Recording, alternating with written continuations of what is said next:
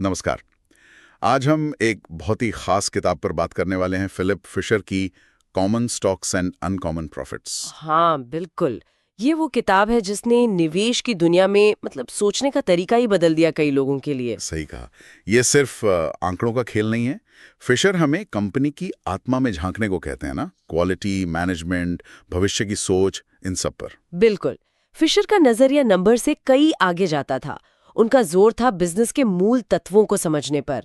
वो कहते थे कि असाधारण मुनाफा कमाना है तो ऐसी कंपनियां ढूंढनी होंगी जो सच में कुछ अलग कर रही हों। और इसी के लिए उन्होंने वो अपनी मशहूर 15 पॉइंट वाली चेकलिस्ट दी थी। हाँ वही, वो 15 सवाल। वो सिर्फ हाँ या ना वाले सवाल तो नहीं लगते, उनमें काफी गहराई है शायद। हाँ बिल्कुल। वो 15 बिंदु बिजनेस की पूरी क्या कहते हैं हेल्थ चेकअप जैसा है।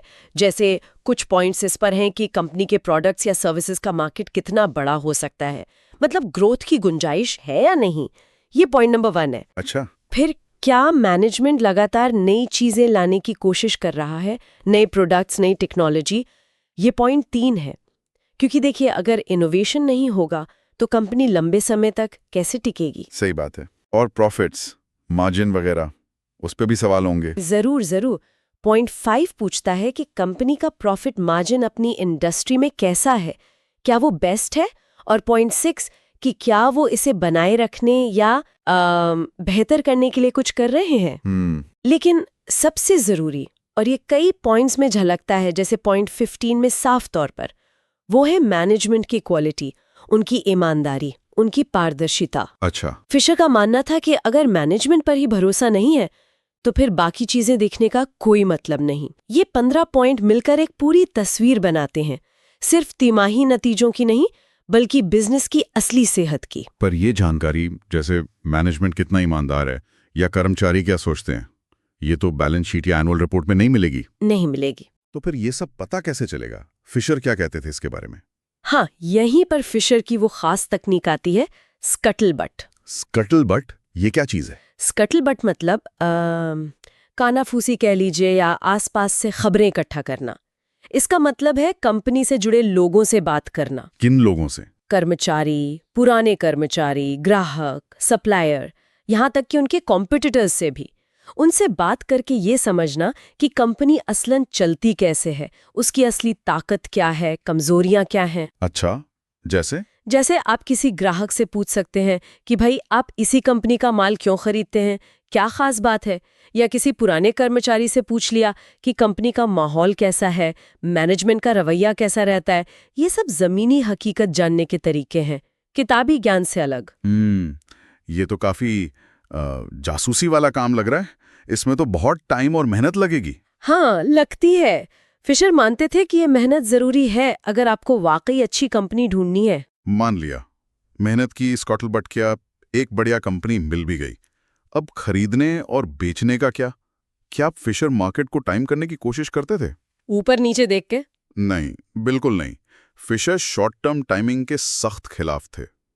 उनका एक मशहूर सिद्धांत है, एक बेहतरीन कंपनी को ठीक ठाक दाम पर खरीदो, ये ज्यादा अच्छा है बजाय इसके कि एक ठीक ठाक कंपनी को बहुत शानदार दाम पर खरीदो। अच्छा। मतलब क्वालिटी पहले, दाम बाद में।